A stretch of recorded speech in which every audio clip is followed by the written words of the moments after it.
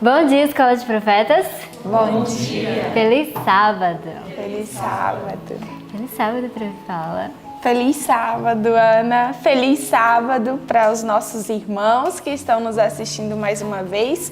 Que a bênção do Senhor, que a luz do Espírito Santo entre na sua casa nesse momento. Vamos orar então? Vamos orar.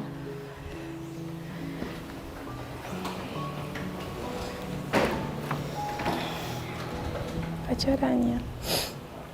Querido Deus e bondoso Pai, muito obrigado ao Senhor por mais esse sábado que o Senhor nos concede. Muito obrigado pelo cuidado que o Senhor teve conosco e com o pessoal lá de casa durante essa semana, ó Pai. Queria, por favor, Senhor, descer o Teu Espírito Santo sobre nós neste momento, Senhor, e que o Senhor possa receber, Senhor, a nossa adoração, que é de todo o coração, Senhor. Por favor, ó Pai, guarda-nos de pecar contra Ti nesse dia e que nós possamos descansar, Senhor, em Ti. Em nome de Jesus. Amém. Amém, Senhor.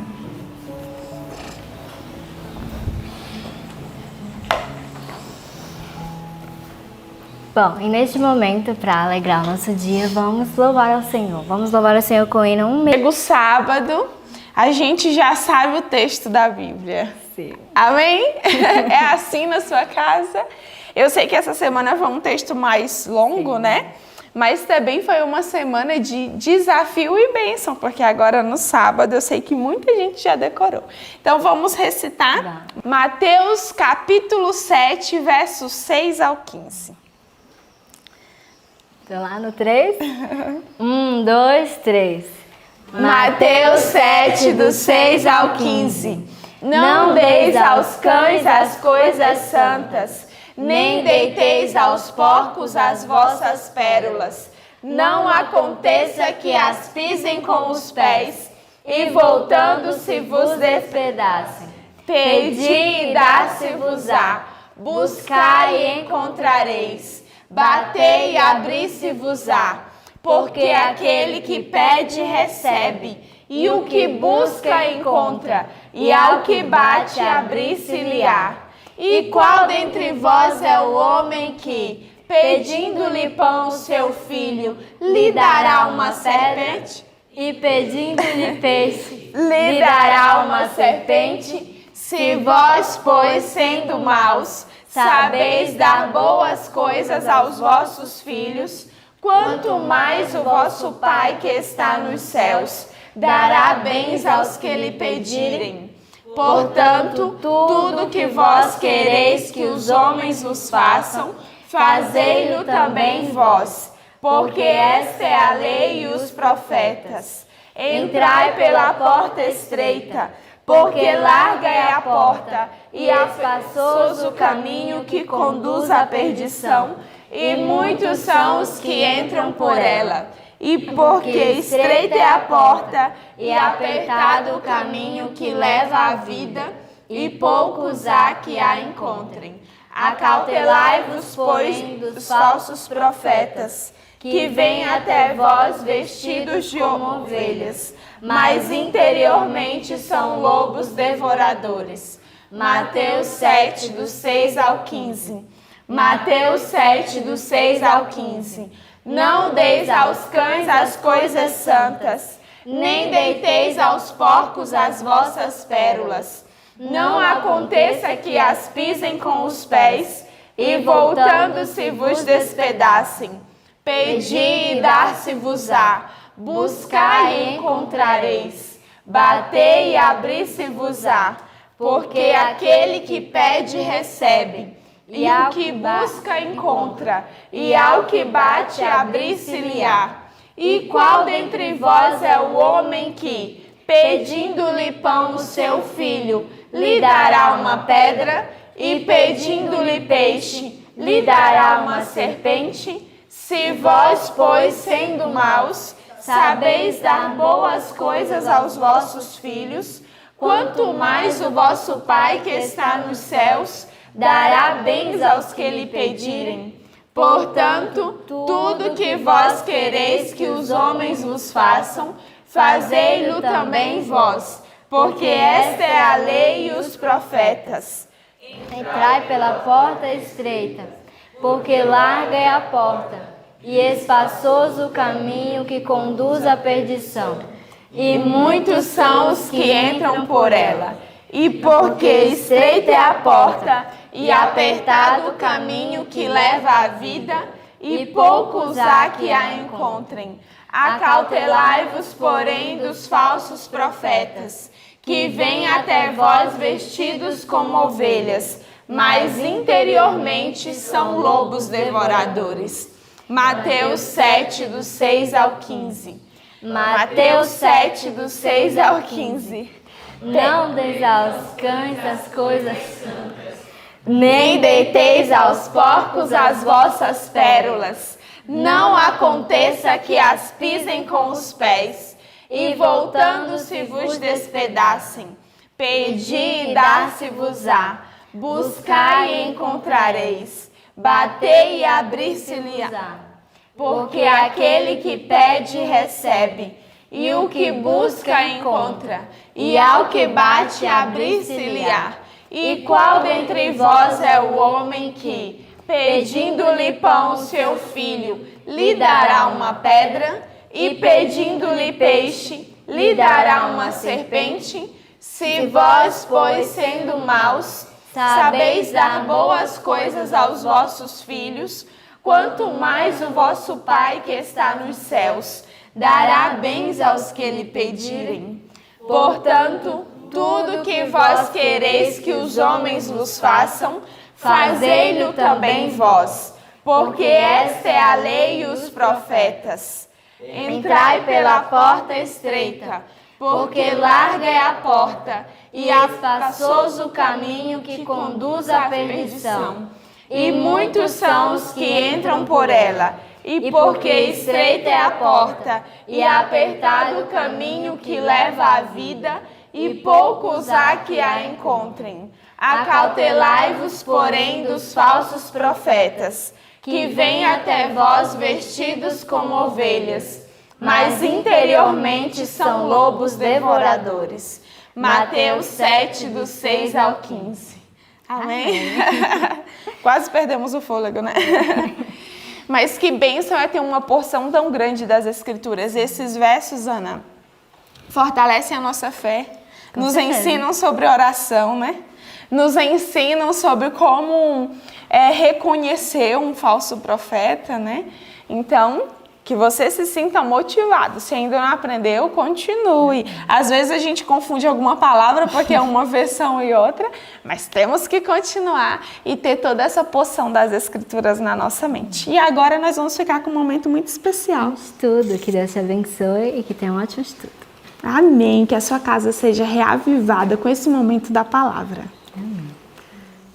Muito bem, bom dia a vocês. Bom dia. Bom dia para você aí também do outro lado. Fico feliz que você veio mais uma vez. Isso é prova de que a palavra de Deus tem enchido o seu coração. Quando a gente volta, né, porque a gente gostou, não é isso? E se você gostou é porque o Espírito Santo de Deus está falando com você. Que alegria, viu? Fico muito feliz. E eu fico pensando, como é que é, né? Se o nosso coração, que é humano, falho, limitado, a gente fica feliz, imagina Deus. Imagina o Senhor, como é que Ele deve ficar ao ver a gente abrindo a palavra dEle, né? E pedindo orientação e buscando e dizendo, Senhor, eu quero mais de Ti. Ele deve ficar muito feliz, com toda certeza. E os anjos também, né? Ficam todos apostos ali, deixa eu ajudar esse sujeito a entender a palavra do Senhor. Que bom que nós temos o auxílio do céu. E por isso, hoje nós vamos estudar algo muito legal, né? Nós vamos estudar sobre um profeta, né? Um profeta que tem um título, né? Carrega um título que a gente não quer carregar, né? O profeta fujão, né? Com certeza você já sabe de quem eu estou falando. Vamos falar de Jonas. Então, quero convidar você a abrir aí a sua Bíblia no livro de Jonas, está lá no Antigo Testamento. E eu quero muito que você estude isso comigo. E lá em Profetas e Reis, pegue também seu livro, no capítulo 22, a grande cidade de Nínive. Olha que legal, hoje nós vamos estudar um capítulo, na realidade, um livro inteiro. Você já fez isso na sua vida? Estudar um livro completo numa manhã. Nós vamos estudar o livro de Jonas. Ele só tem 4 capítulos, né? Ele faz parte do grupo dos profetas menores, né? Quem era Jonas? Vamos pensar primeiro sobre isso? Quem era Jonas? Era um profeta, né? Era um profeta, além de ser fujão, Ele era um profeta que viveu lá no reino de Jeroboão II. Eu sei que se você esteve atento à leitura da Bíblia, você percebeu que lá em 2 Reis, capítulo 14, verso 25, fala sobre Jonas, que ele profetizou algo e essa profecia aconteceu. Então Jonas era um profeta conhecido, né? Era um profeta que já tinha sido usado pelo Senhor de maneira poderosa e o que ele tinha dito tinha acontecido. Então Jonas era um profeta de Deus e ele vivia ali meados de 760 a.C., e o nome dele tem um significado bem interessante, significa pomba. O que você lembra quando você pensa numa pomba? Vem logo um sentido de paz, né? Vem logo aquele sentido assim, de algo muito bom, não é isso? Esse era o significado do nome de Jonas. E o interessante, ele era lá da tribo de Zebulon, e o Senhor Deus o havia chamado para uma missão um tanto especial. Qual missão? Se você pegar aí a sua Bíblia, Jonas capítulo 1, verso 2, Deus comissiona Jonas. Diz assim, levanta-te, vai à grande cidade de Nínive e clama contra ela, porque a sua malícia subiu até a minha presença. Fico imaginando Jonas ouvindo isso, né?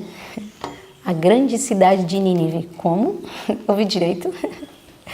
Quem eram os ninivitas?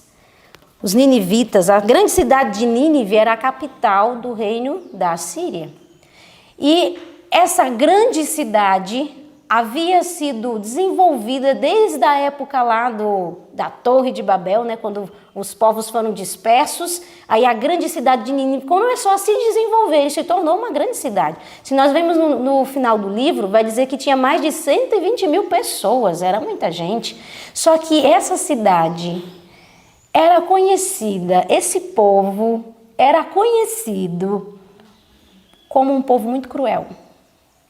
A cidade era um centro de crimes, de abominações. Só para você ter uma ideia, muitas das conquistas do povo assírio era só pela fama que eles carregavam da crueldade que eles tinham.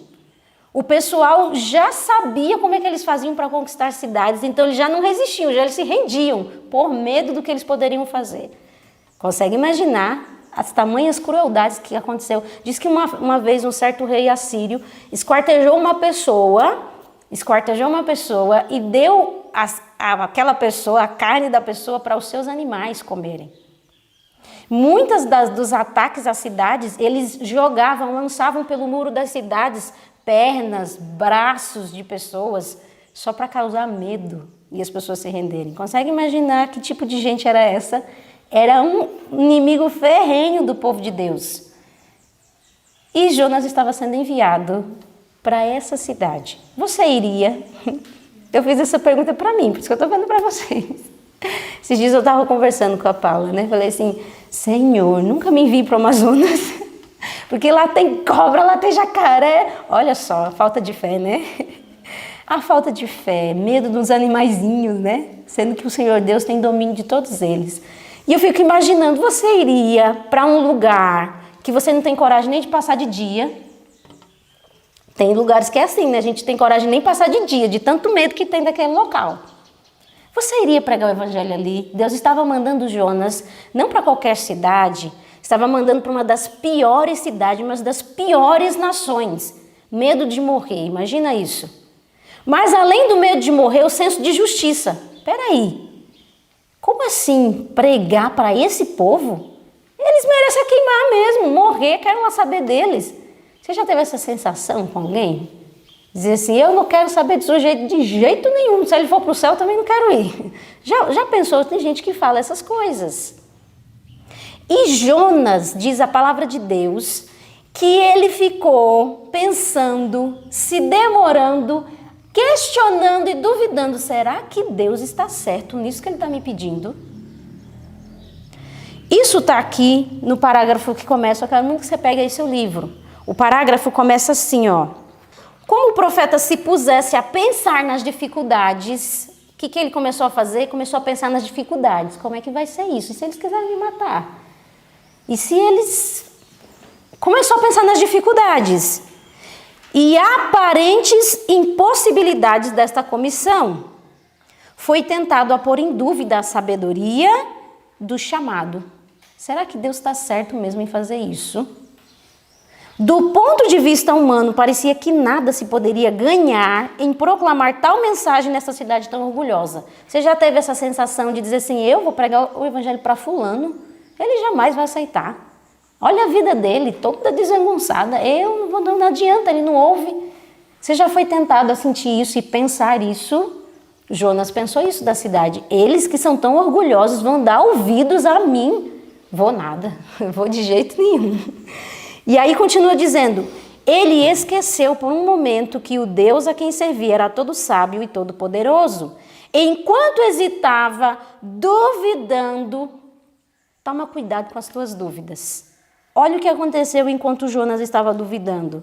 Satanás sobrecarregou-o com desencorajamento. Ficou desanimado e falou assim, vou nada. Se acovardou. O profeta foi tomado de grande temor e se levantou para fugir de diante da face do Senhor para Tarsis, indo a Jope e achando ali um navio pronto para zarpar, pagou a sua passagem e desceu para dentro dele para ir com eles. Pagou para fugir de Deus. Consegue entender a seriedade disso? Olha o risco que é duvidar daquilo que Deus pediu, daquilo que Deus já falou conosco. Quando a gente duvida, Satanás acha uma brecha no nosso coração para colocar medo, para colocar coisas que vai fazer a gente fugir daquilo que Deus quer para nós. E lá vai Jonas fugindo. Tem como fugir de Deus? Olha o salmista, né? Senhor, para onde fugirei do teu espírito? Se for lá para o fundo do mar, tu me achas. Se eu subir ao mais alto do céu, tu me achas também. Aonde eu posso me esconder? Jonas esqueceu que não tem como fugir de Deus. Você já esqueceu alguma vez disso? De que não tem como fugir do Senhor? Talvez você esteja fugindo dele. A palavra de Deus vem dizendo que não tem como fugir dele. E lá estava Jonas agora, no barquinho, achando que estava tudo bem, tudo certo, e passou a dormir. Estava dormindo tranquilo. Agora é interessante, porque o livro Profetas e Reis diz que Deus não permitiu que Jonas fugisse em tranquilidade. Você não fugirá em tranquilidade, tenha certeza disso. Jonas não fugiu em tranquilidade. Diz que a desobediência de Jonas o levou a experiências amargas. Isso me impressiona demais. A desobediência gera experiências amargas. Não desobedeça o Senhor. A história de Jonas está aqui clara, nítida, para nos mostrar que toda vez que a gente desobedece a Deus, nós passaremos por experiências amargas. E essas experiências doem, elas ferem, elas machucam, mas elas nos salvam. Eu tenho certeza disso. Elas nos salvam. E lá estava Deus fazendo Jonas entender que ele precisava confiar nele. E como foi que Deus fez isso? Enviou uma forte tempestade. Mas não era uma tempestade, eu fico imaginando, eu que morro de medo d'água. Aí eu contando aqui todos os meus medos, né? Medo das cobras do Amazonas, medo... Percebe como somos fracos? Somos fracos demais. Mas imagina você num barco, em alto mar, e lá vem uma tempestade, e não é qualquer tempestade, diz que o barco estava pronto a se quebrar. Que experiência aterrorizante. Só que Jonas estava dormindo. Diz que os marinheiros gritavam e clamavam aos seus deuses, mas Jonas estava dormindo. O que faz uma pessoa dormir no meio de uma tempestade? Como é que se consegue dormir num tempo de emergência? Você está dormindo num tempo de emergência? Nós estamos vivendo num dos tempos mais difíceis da história dessa terra. Você está dormindo enquanto estamos enfrentando uma grande tempestade? E estou eu dormindo enquanto uma grande tempestade está acontecendo? Jonas estava dormindo. E ele precisou ser acordado por aqueles marinheiros, por aqueles pagãos. E diz, ei rapaz, pega o verso 6. O verso 6 diz exatamente isso do capítulo 1 de Jonas. Ó, o mestre do navio chegou para ele e disse assim, ei, que tens, dorminhoco? Por que você está dormindo? Como é que você consegue dormir? Levanta-te, clama ao teu Deus. Talvez assim esse Deus se lembre de nós, para que não pereçamos. Olha o discernimento. Eu fico impressionada, essas pessoas com pouca luz, né? Eles perceberam logo, isso aqui é incomum.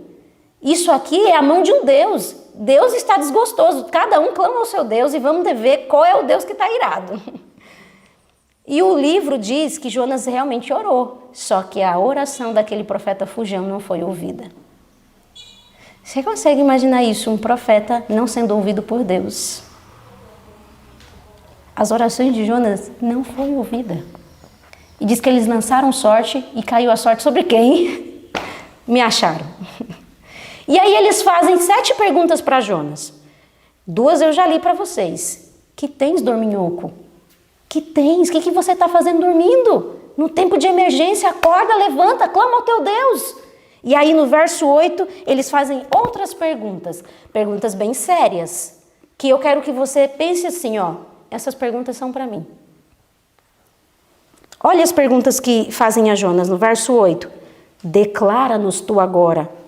Por causa de quem nos sobreveio este mal? Que ocupação é a tua? Qual é a tua ocupação? O que Deus te deu nas tuas mãos para você fazer? Qual era a ocupação de Jonas? Profeta.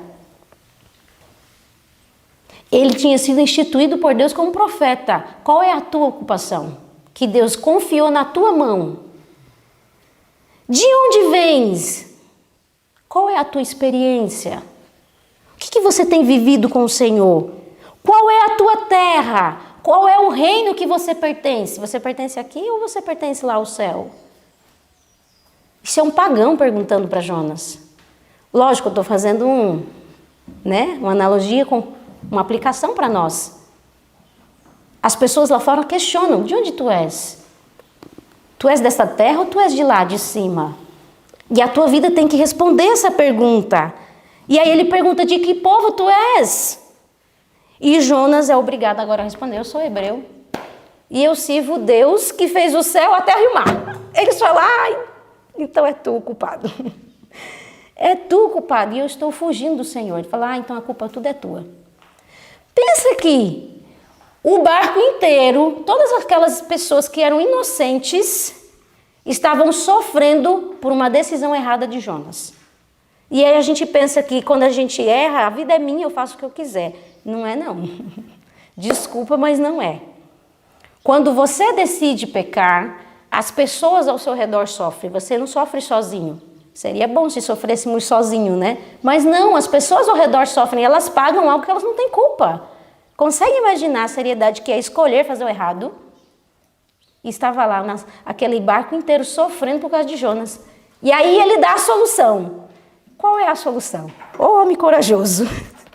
Eu não teria essa coragem. Ele disse, só tem um jeito para acabar com essa tempestade. Vocês têm que me jogar no mar. Eu fiquei olhando isso, eu falei, o que fez ele falar isso, né? Meu Deus, imagina você ser jogado num mar, no meio de uma tempestade. Qual era a chance de sobreviver? Mínima, né? E lá se vai. E aí os marinheiros jogam Jonas no mar e a tempestade faz... Acabou tudo. Consegue imaginar isso? Eles entenderam, realmente era o Deus desse homem. E esse homem, olha só, até fugindo, Jonas deu um testemunho e Deus salvou aquela tripulação. Porque eles decidiram. Olha isso é muito interessante. Olha aqui, eu quero que você leia o verso 16 comigo, ó. Temeram, pois, estes homens ao Senhor com grande temor e ofereceram sacrifício ao Senhor e fizeram votos. Eu fico pensando como Deus é misericordioso, né? Porque até das nossas desgraças Ele tira a bênção. Até dos nossos erros Ele consegue tirar a salvação. Como é que pode? Deus é maravilhoso demais. E aquela tripulação inteira foi salva. Porque eles entenderam, há um Deus maior do que o meu, que controla o mar, que controla as coisas. Que tremendo. E lá estava agora Jonas afundando. Mas eu quero te dizer que Jonas começou a afundar, não foi quando ele caiu no mar, não, foi quando ele decidiu fugir do Senhor. Ele só desceu e desceu cada vez mais fundo. É esse o caminho e o resultado daqueles que fogem do Senhor. É só descer cada vez mais fundo. E lá estava agora Jonas no fundo do mar. Mas Deus olhou para Jonas. Ainda bem, né? Amém, aleluia, né? Que a história não acaba aí ele afundando lá no mar e morrendo, né? Deus o poupou na sua infinita misericórdia. Enviou um grande peixe que engoliu Jonas. E lá no capítulo 2 do livro, vai mostrar a oração sincera de Jonas. Dizer, Senhor, o que foi que eu fiz da minha vida? Pai amado, tem misericórdia de mim, me dá mais uma chance. E Deus ouviu a oração. Deus ouviu a oração de Jonas e ele recebeu de Deus uma segunda chance. Eu quero que você pegue aí o capítulo 3. O capítulo 3 do livro de Jonas. E olha que interessante. Antes vamos ler o verso 10 do capítulo 2. Falou, pois, o Senhor ao peixe e este vomitou a Jonas na terra seca. Interessante isso, né?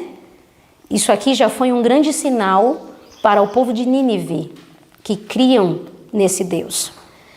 Aí o capítulo 3, verso 1. E veio a palavra do Senhor segunda vez a Jonas.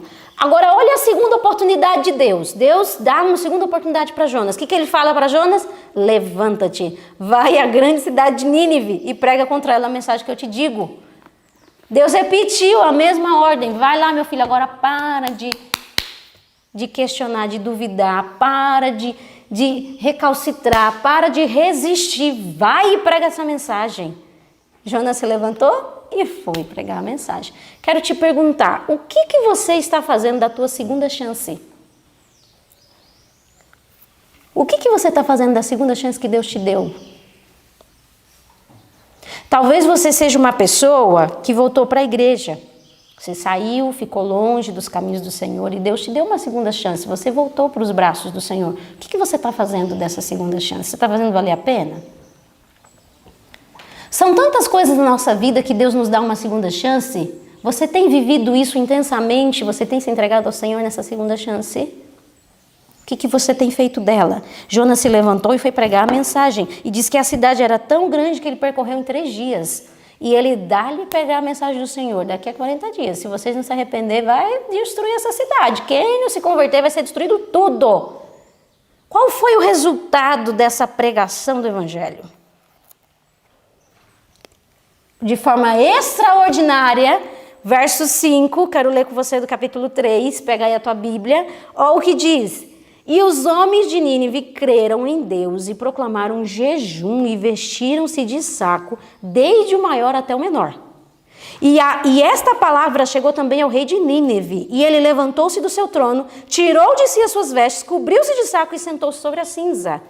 E fez uma proclamação que se divulgou em Nínive pelo decreto do rei e dos seus grandes, dizendo que nem homens, nem animais, nem bois, nem ovelhas provem coisa alguma, nem se lhes dê alimento, nem bebam água.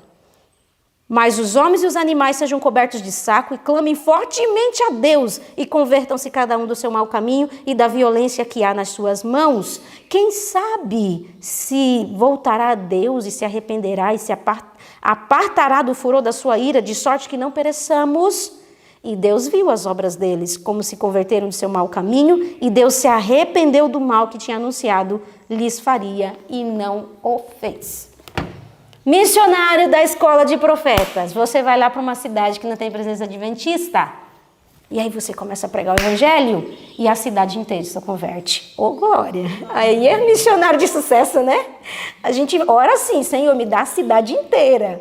E aí a gente vai, consegue levantar uma igrejinha, né? E a igreja continua o trabalho. Mas Jonas foi lá e converteu a cidade inteira. O sonho de todo missionário. Como eu queria essa experiência na minha vida. Mas eu quero contar uma coisa para vocês. Como é difícil trabalhar com alguém que não pensa igual a você. Que não acredita nas mesmas coisas que você acredita. Que não está na mesma página que você. Jonas não estava na mesma página de Deus. Jonas não entendia a mente de Deus. Jonas não entendia os propósitos do Senhor, porque no capítulo 3 diz que ele sai da cidade, Senta assim num lugar lá e fica olhando o momento que Deus vai destruir a cidade. Eu fico pensando, como é que pode um missionário, um profeta, querer que uma cidade inteira seja destruída, né? E ele sentou para ver, agora eu vou ficar ali observando a destruição. Só que a cidade se arrependeu. E aí Jonas ficou tremendamente chateado. Como? Chateado com salvação de almas? Chateado com salvação de almas. Eu quero que você pegue o seu livro. O parágrafo começa, quando Jonas viu o propósito de Deus. Perceba isso. Quando Jonas viu o propósito de Deus de poupar a cidade, que não obstante sua impiedade tinha sido levada a se arrepender em saco e cinzas, devia ter sido o primeiro a se alegrar com a estupenda graça de Deus. Como Deus é gracioso, aleluia! Mas ao contrário disto, ele permitiu que a sua mente se demorasse sobre a possibilidade de ser considerado um profeta falso, um falso profeta. Cioso de sua reputação, olha com o que ele estava preocupado. O que vão falar de mim? Vão dizer que eu sou um profeta mentiroso? Que falo e as coisas não acontecem? Olha com o que ele estava preocupado. Ele perdeu de vista o valor infinitamente maior das almas nessa cidade infortunada. A compaixão mostrada por Deus para com os arrependidos ninivitas desgostou Jonas extremamente e ficou todo ressentido. Não foi isso que eu disse? Argumentou ele com o Senhor. Estando ainda na minha terra, por isso me preveni, fugindo para Tarsis. Ainda está se justificando, olha isso. Por isso que eu fugi. Eu fugi por causa disso, pois sabias que és Deus piedoso. Olha isso. Que miséria. Jonas esqueceu que ele foi poupado da morte. Deus deveria ter permitido que Jonas morresse, porque Jonas conhecia a verdade e estava fugindo de Deus, mas Deus não deixou ele morrer. E agora ele está se queixando que Deus é piedoso. Quer dizer que a piedade é só para ele, né? Para o outro, não. Que sério isso. E misericordioso, longânimo e grande em benignidade que te arrependes do mal. Mais uma vez, Jonas cede à sua inclinação. Qual era a inclinação dele? Questionar, duvidar, ser resmungão, ser um chato. Mais uma vez, ele está lá brigando com Deus.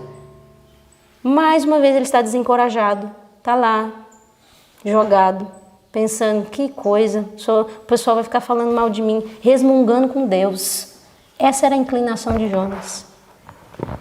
E aí Deus fala, meu filho, por que te iras? Por que você está irado? Ele não responde nada. Aí ele fica lá e Deus faz nascer uma planta para acalmar o sol sobre a cabeça dele. Ele fica bem alegre, bem feliz. Oh, que delícia. No outro dia vem um verme e come a planta. E aí ele fica bravo de novo. E ele fala, mas por que você está irado, meu filho? Tem razão essa tua ira? Aí ele responde, tem, até a morte. Consegue imaginar. Agora Deus está lutando para salvar Jonas. Nós vemos no livro Deus tentando salvar Nínive e Jonas fugindo. Agora nós vemos Deus tentando salvar o coração de Jonas. Salvou uma cidade inteira e ia perder a própria alma. Entende a seriedade disso? Você está no trabalho de Deus e perdido dentro do trabalho de Deus. Era a situação de Jonas.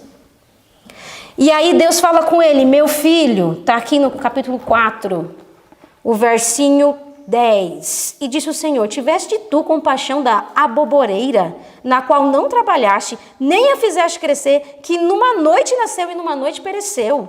E não hei de eu ter compaixão da grande cidade de Nínive, em que estão mais de 120.000 pessoas que não sabem discernir entre a tua mão direita e a sua esquerda, e também muitos animais. Você teve dó da planta, mas você não está tendo dó das pessoas que estão lá, que vão morrer, meu filho. Põe a mão na consciência. E eu fico pensando, essa história toda nos ensina o quê? Você hoje é um chamado do Senhor. Nós vivemos num mundo, pensa, Jonas foi enviado para uma grande cidade, a cidade de Nínive, uma cidade totalmente apostatada e afastada do Senhor, cruel. O mundo inteiro está assim. O mundo está assim e você é chamado a pregar esse mundo. E às vezes a gente olha e fala assim, não tem gente aí mais não para salvar de jeito nenhum. Não, mas rapaz, aí dentro, nessa cidade, E Deus olha com outros olhos e diz assim, tem meu filho, vai lá, prega a mensagem. É justamente isso que o livro vai dizer, Profetas e Reis. Vai dizer aqui no parágrafo que começa, a longanimidade de Deus tem sido muito grande. Nós temos experimentado dessa longanimidade tão grande que quando consideramos o contínuo insulto aos seus mandamentos, ficamos maravilhados. Como é que Deus pode ser tão longânimo? Agora a frase que me surpreendeu. O Onipotente tem estado a exercer um poder restringidor sobre seus próprios atributos. Você consegue imaginar isso? Deus tem restringido os seus próprios atributos, porque imagina, Deus é tão santo que ele não pode contemplar o mal. E imagina ele ter que lidar com a maldade do nosso mundo. Que seriedade é para Deus isso? Mas certamente ele se levantará para punir o ímpio, que tão ousadamente tem resistido aos justos reclamos do decálogo. E como Deus se levanta? Deus se levanta, aqui no livro vai dizer, através de furacões, através de destruição pelo fogo, inundações, terremotos, catástrofes que nós olhamos e dizemos assim, é algo, não é uma catástrofe natural, é o aquecimento global, é as leis da natureza, e não, é a mão de Deus. Aqui diz que Deus se levanta com juízos para que os homens despertem e sintam o perigo de sua alma. E pensam assim, e agora? Acabou. E as pessoas sintam o perigo que é viver nesse mundo, viver em pecado. Você já percebeu que quando a gente passa por um grande problema, a gente sente que a gente não é nada e a gente fala assim, meu Deus, me ajuda. Deus precisa que a gente chegue a essa conclusão. E o que Deus espera de mim e de você em meio a tudo isso? Eu quero que você abra sua Bíblia lá em Atos. Atos capítulo 18.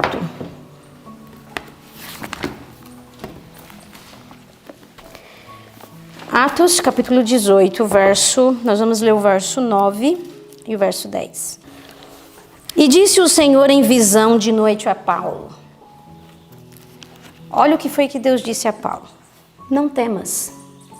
Mas fala e não te cales, porque eu sou contigo, e ninguém lançará a mão de ti para te fazer mal, pois tenho muito povo nesta cidade. Sabe aí onde você mora? No bairro que você mora, na cidade que você mora. Deus está dizendo para você, para de ter medo, abre a tua boca, fala, prega o evangelho. Porque eu ainda tenho muita gente dentro dessa cidade, eu tenho ainda muita gente dentro deste bairro, que se ouvir a mensagem vai aceitar, mas eu preciso que você fale. E muitas vezes nós nos recuamos, nós temos medo, e Deus está dizendo, a tua vida não será tocada, porque eu estou mandando você ir. Em nome de Deus, vá, prega o evangelho.